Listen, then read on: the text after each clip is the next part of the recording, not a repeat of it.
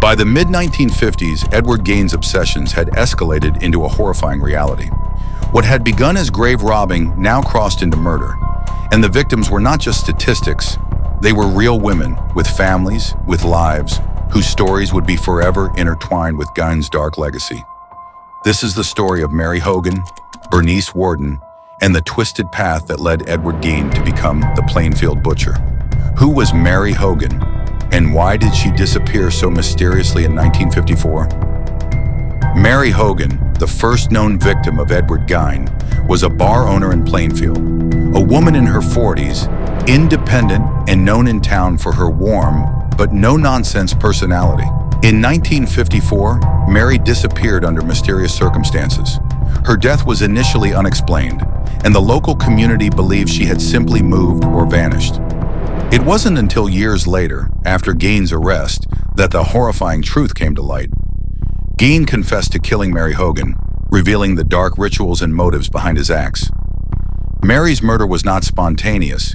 Gein had been obsessed with death and control, particularly over women. Her body was mutilated post-mortem, and items were taken from her remains to satisfy Gein's compulsions, items that would eventually reveal the depth of his depravity. What did police find inside Gein's house that changed everything? Gein's approach to murder was methodical yet warped. He was not a man who killed in public rage. His killings were private, intimate, and ritualistic. With Mary Hogan, he employed techniques that mirrored his fascination with human anatomy and artifacts. Body parts were carefully removed, preserved, and sometimes transformed into macabre objects, like masks or keepsakes. This signature would later become infamous in criminal psychology, illustrating how Gein's mental state translated fantasy into physical action.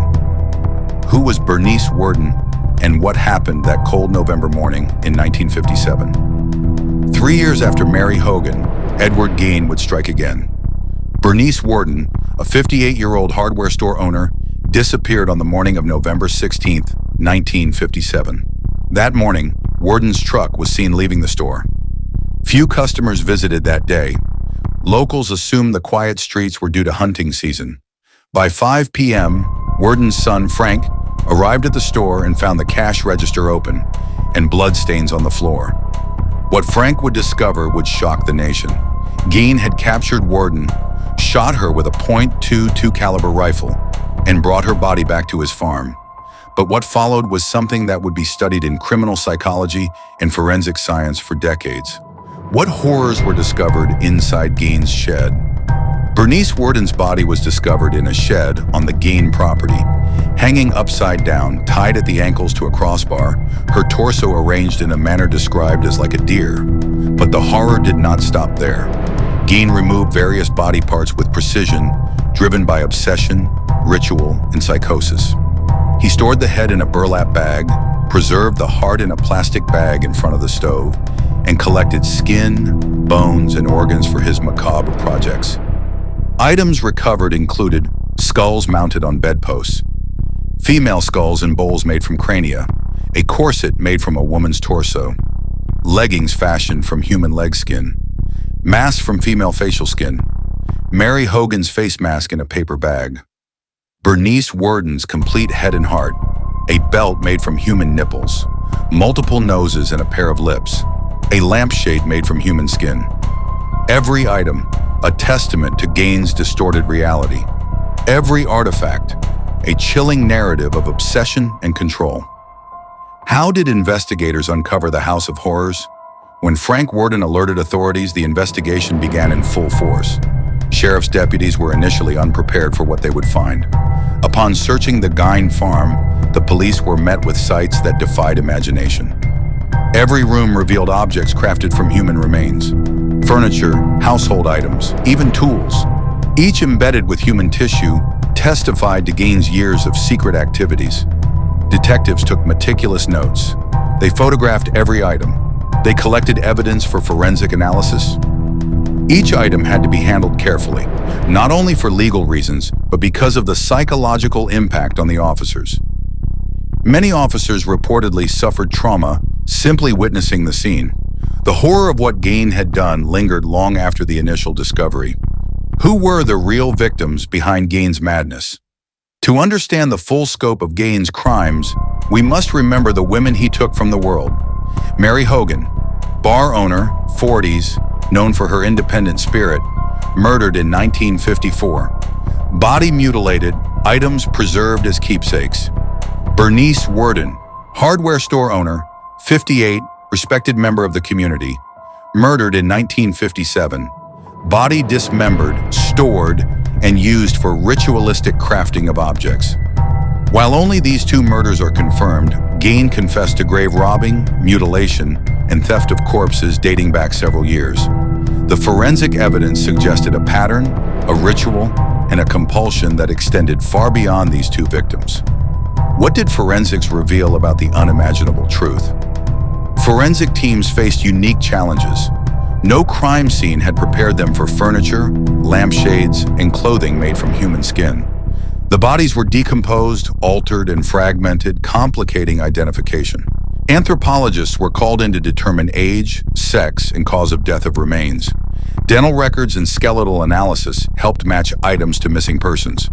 The meticulous cataloging of evidence would later aid the prosecution and become a benchmark in forensic science courses. How did America react to the Plainfield Butcher?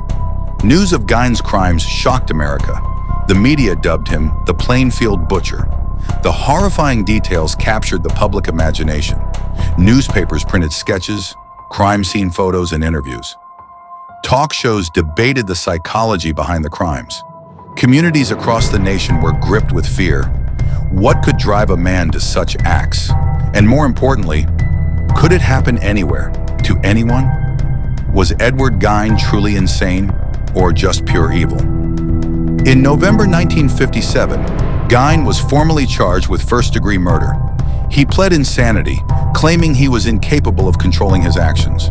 Psychiatrists diagnosed him with schizophrenia, confirming severe mental illness.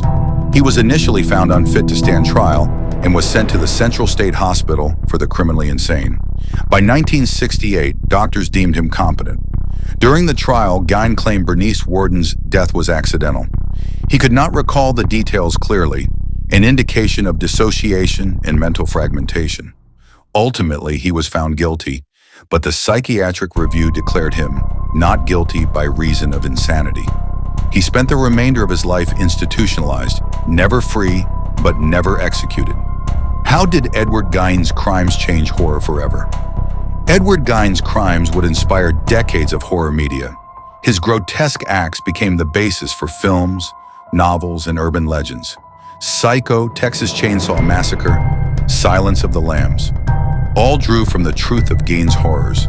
They asked audiences to confront a reality where the line between sanity and madness, normalcy and horror, is terrifyingly thin. Gein's story is a stark reminder. Evil is not always loud, chaotic, or obvious. Sometimes it lurks in the quiet, the isolated, the ordinary. Hey, if you've watched the video till this point, first of all, thank you so much. It really means a lot.